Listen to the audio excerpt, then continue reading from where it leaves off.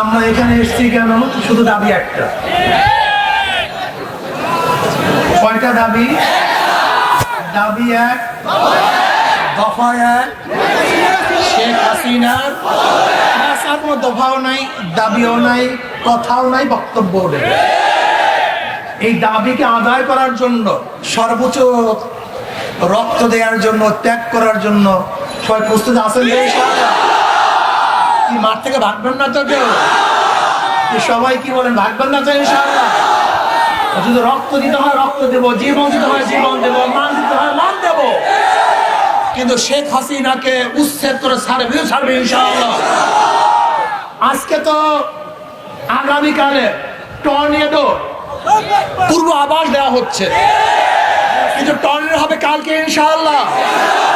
লক্ষ মানুষের ভারে শেখ হাসিনার গদি তলিয়ে যাবে ইনশাআল্লাহ।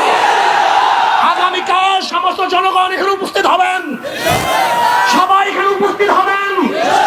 এমন আন্দোলন শুরু হবে, টর্নেডো শুরু হবে, চার্জ শুরু হবে। শেখ হাসিনার নৌকা সাগরে নিমজ্জিত হবে, ডুবে যাবে।